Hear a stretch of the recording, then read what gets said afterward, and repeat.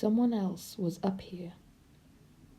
I moved toward the room that everyone called the attic, although it was still on the same level as the rest of the second floor, and slid open the door into the large, pitch-black space. This is where Granny stored all the old toys Dad and my uncles and aunts once played with, along with a large number of books that someone or other had collected. We children always came here to look for treasure. You? I called into the darkness. Our feet got really dirty when we went into the attic, so we were always being told to make sure to wear the sandals we used to go out on the veranda, but I was too impatient to fetch them. I just took off my socks before stepping into the darkness. You, are you there? I headed for a small point of light emanating from a tiny lamp, the only light in the dark room even at midday. There was a rustling, and I almost screamed. "Who's that?" came a small voice. "You! It's Natsuki!" A small white figure appeared indistinctly from the depths. "Natsuki, finally!" You was standing there in the faint glow. I ran over to him. "You, I missed you." "Shh," he said, hastily putting a hand over my mouth. "We'll be in trouble if Granny or Yota hears us." "Yeah, true. Our love's still a secret, isn't it?" You looked at me shyly. He hadn't changed at all in the past year. Maybe it was because he was an alien that he didn't grow. But even in the dark, I could tell it was him from the light brown eyes and thin neck. "At last, we're together again. It's been a whole year, hasn't it, Natsuki?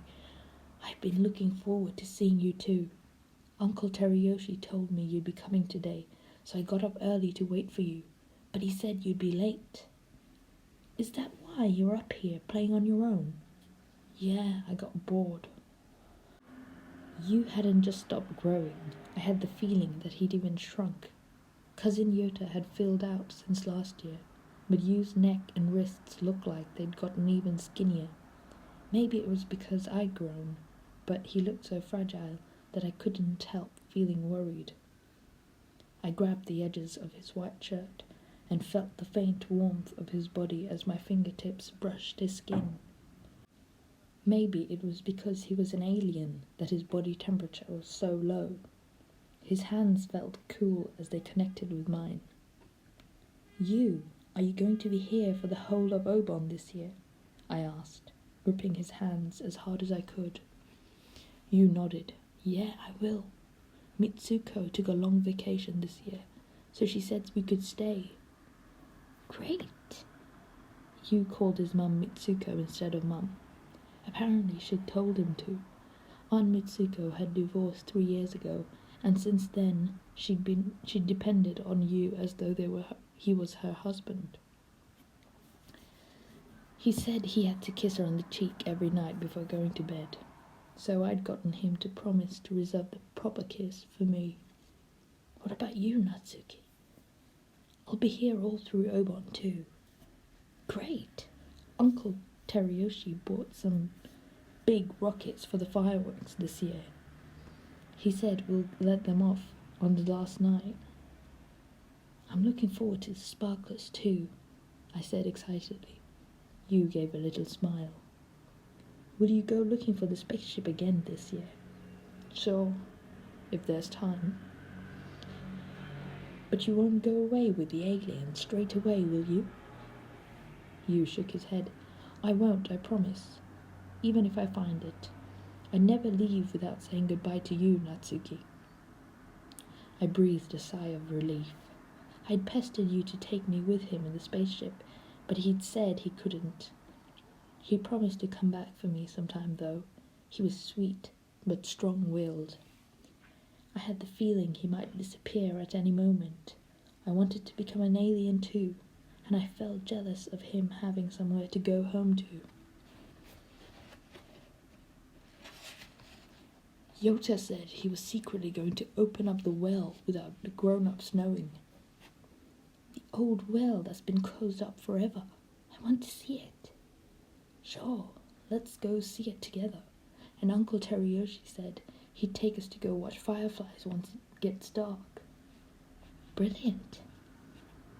Yu took everything seriously, and whenever he saw something strange, he wanted to know all about it.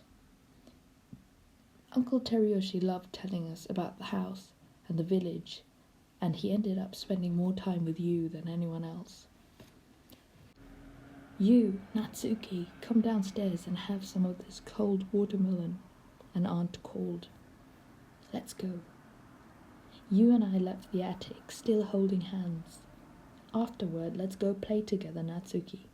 Yes, let's. I nodded, feeling myself blush. I was so happy to be with my boyfriend again. Dad was one of 6 siblings, and the extended family gathering for Obon was always madness. We couldn't all fit in the living room at once, so the sliding doors between the 2 large tatami rooms at the end of the house had been removed, and a long, low table was set up with cushions on the floor for our meals. The house was full of bugs, but nobody made a big deal of it.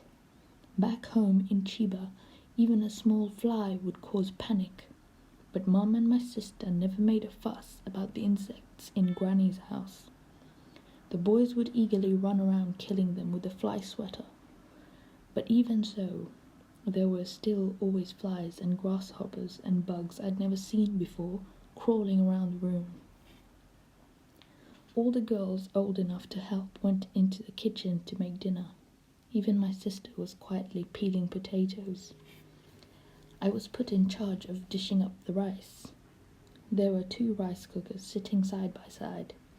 I filled bowl after bowl as 6-year-old Ami, the daughter of one of my cousins, put them into a tray and carried them through to the long table in the tatami room, helped by cousin Mari.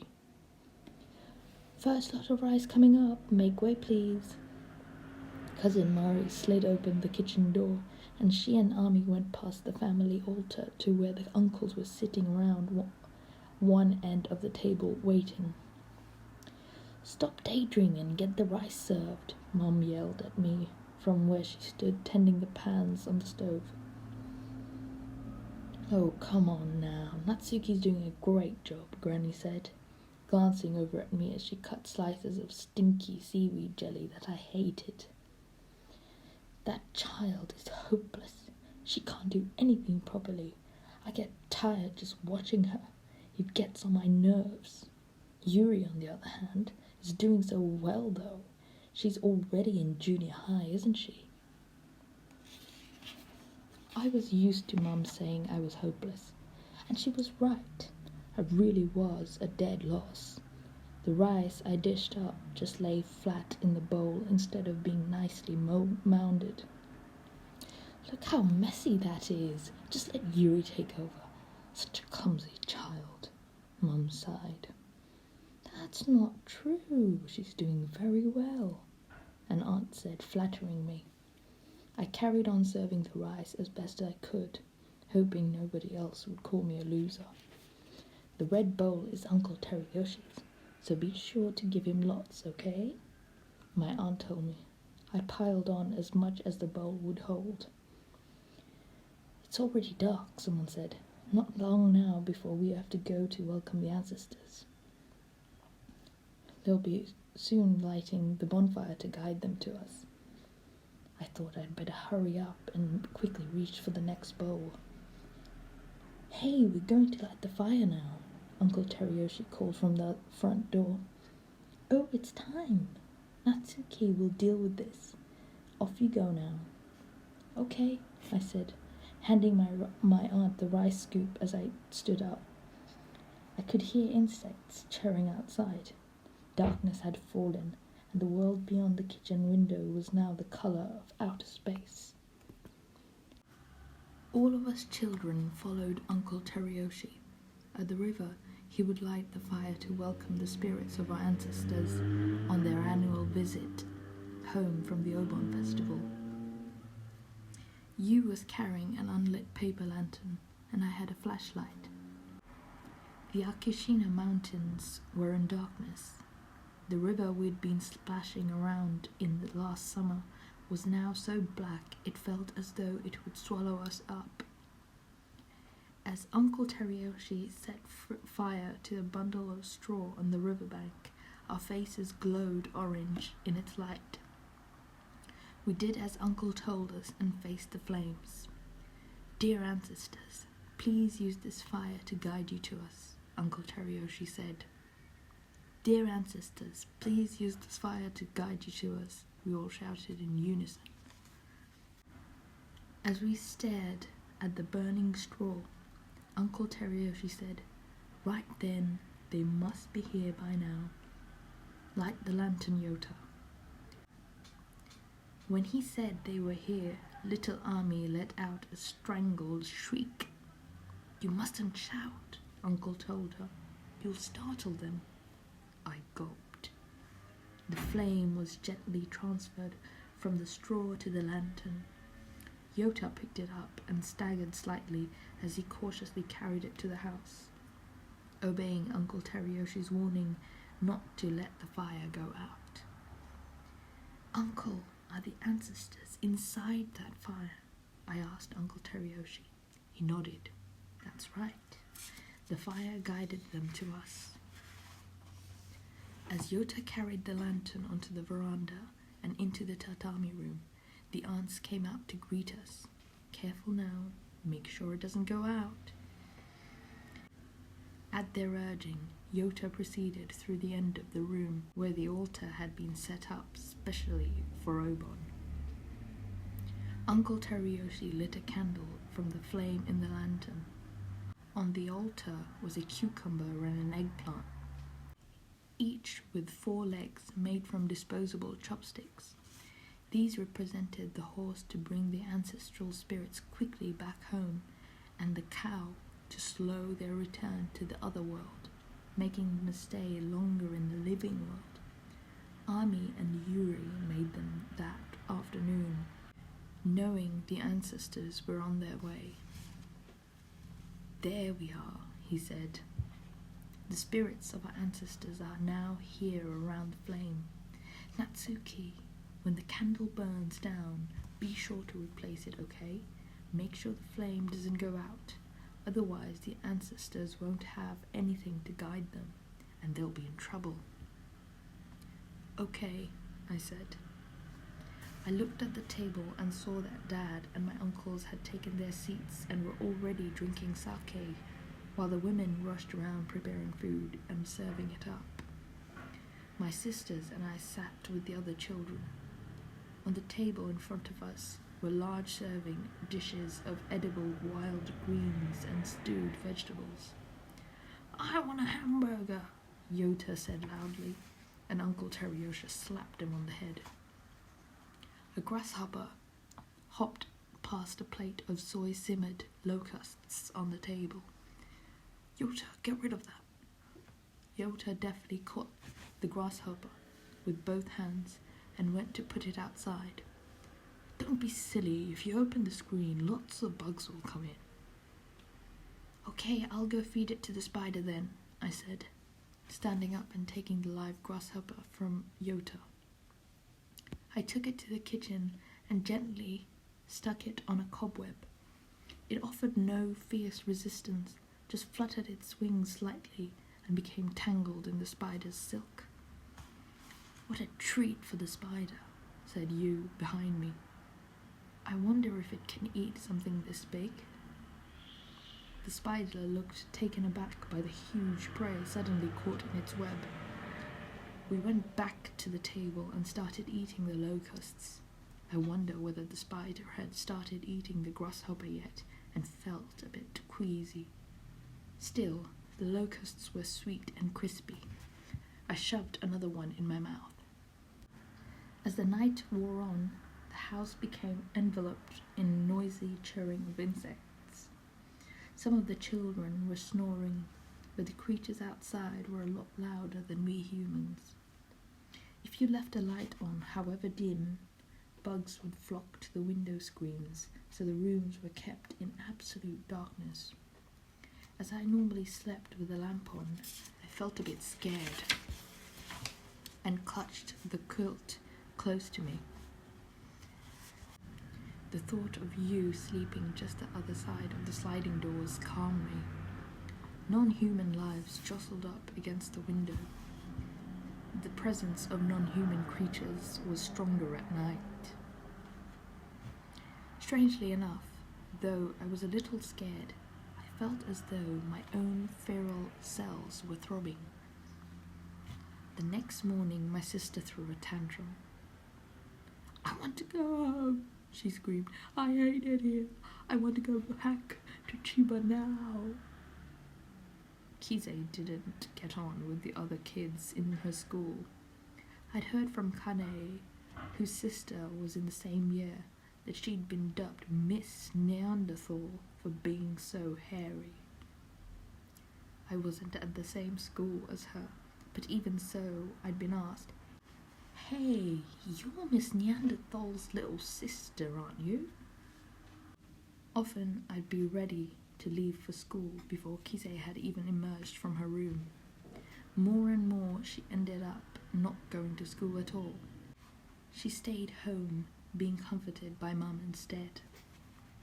The summer vacation should have been a welcome break for her. But then Yota had asked an aunt why Kizei had a moustache. When the other cousins heard about it, they all traipsed in at breakfast to see it for themselves, and she'd flown into a rage.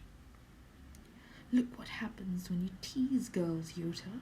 Apologize right now," an aunt scolded him. He did, but my sister wasn't impressed. "Oh dear, she sometimes has fits too, doesn't she?" the aunt said, a worried look on her face. Kizei clung to Mum and wouldn't let go. When she got stressed out, she usually threw up. For the rest of the day, she kept complaining, "I don't feel well, I want to go home." And by evening, Mum gave in. "It's no good, I think she's got a fever, let's go home." "I suppose we'd better if she isn't well," Dad agreed. "Cousin Kizei, I'm so sorry, I really am," Yota kept repeating. He was on the verge of tears, but she wasn't having any of it. "You shouldn't spoil her so much," Uncle Takahira said. And Uncle Terioshi chimed in with a soothing voice. "Don't be in such a hurry. The air's fresher here, and she'll feel better after a good sleep. Won't you, Kizei?" But Kizei refused to back down, and Mom was at the end of her tether. "We're going back in the morning," she informed me, and all I could do was nod. You and I had arranged to meet the next morning at 6 o'clock outside the old storehouse. "Where are we going?" "To the graves." You looked taken aback. "What are we going to do there?" "I've got to go back home today. Listen, I have to ask you something. Will you marry me, please?" "Marry you?" he repeated, flustered by my sudden proposal. "We're not going to be able to see each other until next year. If you marry me now, I'll manage somehow until then. Please." Seeing how desperate I was, he seemed to make up his mind. "Okay, Natsuki, let's get married." We sneaked out of the house and headed for the family graveyard in the rice fields. When we got there, I took Piot out of my shoulder bag and put him next to the offerings. Piot will be the pastor. I wonder if the spirits will punish us for doing this. I'm sure our ancestors won't be angry at two people who love each other getting married. Since Piot can't speak human, I recited the wedding vows on his behalf. "Swearing on our ancestors, we hereby marry. You, Sasamoto, will you take Natsuki Sasamoto as your wife, and promise to love her in sickness and in health, in happy times and sad times, as long as you live. Then I added in a small voice, promise you. Yes, I do. Good. Now, Natsuki Sasamoto, will you take Yu Sasamoto as your husband and promise to love him in sickness and in health, in happy times and sad times, as long as you live? Yes, I do.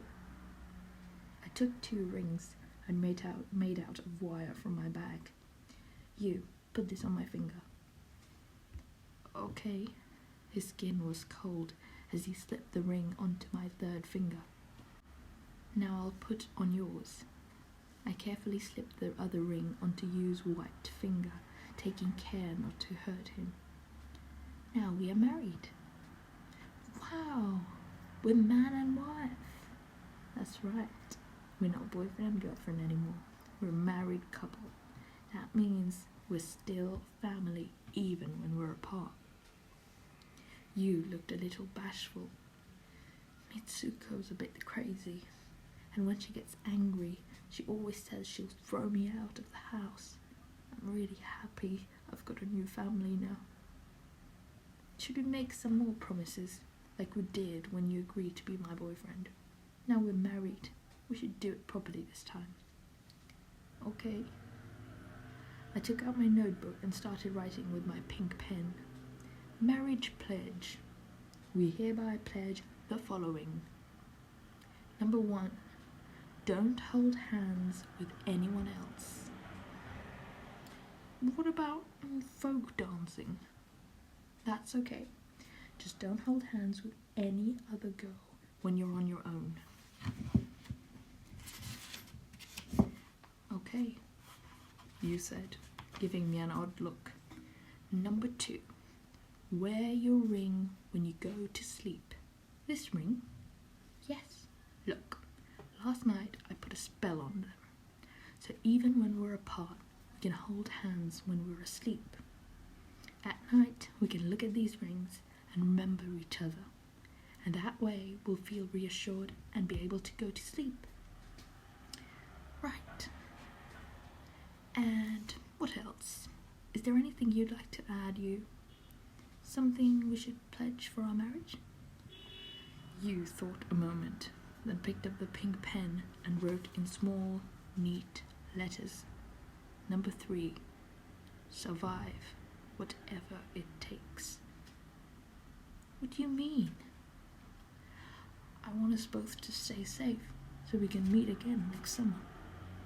I want us to promise that we will do whatever it takes to survive and be in good spirits when we meet up again next year. Okay. We decided that you would look after the piece of paper the pledge was written on. Mum and Kise often threw away my things, so I thought it would be safer with him. Make sure you don't break our pledge, okay? And definitely come back next summer. I will. We each hid our ring in a pocket and hurried back to Granny's house. As we went in the front door, we could smell the miso soup cooking for breakfast. You, Natsuki, you're up early, Granny exclaimed in surprise. Yes, I was looking for flowers for my independent study project, I said, giving the excuse I had prepared. What a good girl you are, Granny said, impressed.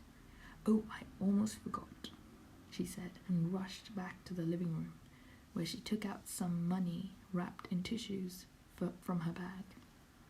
This is for you, Natsuki. It's not much, but you can buy yourself a nice toy with it. Thank you. And here's something for you too, Yu. During Obon, the adults always gave the kids some money in an envelope or wrapped in a tissue. We had to tell Mum how much we had been given, but it was ours to keep. I put it carefully into my bag. I was saving up to visit you in Yamagata sometime. Oh, you're up already. Good. Mum said as she came downstairs. "We'll be on our way straight after breakfast. Go and get yourself ready to leave. We have to go back quickly and find a doctor for your sister. It's a holiday, so we'll need an emergency clinic." "Okay." Mum bowed to Granny. "I'm so sorry. We really did want to stay until the end of Obon." "Don't worry. Kize's always been rather frail, hasn't she?" I looked at you. I wasn't going to be able to stay until the last night of Obon. I would miss the fireworks when we saw the ancestors back on the way to the other world. Hadn't Dad said something about a bus coming up the mountain once a day or something? "Mum, couldn't I stay a bit longer and go home by bus?" I ventured timidly. Mum looked at me, her face tired. "Oh, do shut up. Go and get ready now. You know very well that it's impossible to calm your sister once she starts a tantrum. But that's enough. Don't you start giving me trouble too." "I'm sorry. I shouldn't get in the way of my family anymore. I was married now, after all. I had already left my family, so Dad, Mum, and my sister could finally be a close-knit threesome. At the thought that you and I were now married, strength welled up in me. I glanced at him. He returned my look and gave a slight nod. "Please, let us definitely meet up again next year," I thought, mustering all my magical powers to make the wish come true. Floorboards creaking here and there signalled that morning had fully arrived in the house. In the pale sky visible from the veranda, there was no trace of the colour of outer space. The car was filled with the smell of melted rubber. "Open the window and let in some fresh air," Mum said, rubbing my sister's back. I was in the front passenger seat, gazing up at the window at the increasingly flat and populated landscape. Dad had not uttered a word for miles. Mum was desperately trying to soothe my sister. Family is hard work, I thought. I gripped the ring in my pocket. I closed my eyes and conjured up you. Now, in the darkness behind my eyelids, there were some glimmers of light, like stars. Maybe this was a new magical power, letting me see into outer space where Yu's home, planet Popin-Pobopia, was located. If he ever found a spaceship, I would get him to take me with him. Now that we were married, I would be going home as his bride. Of course I would take Piotr with me too.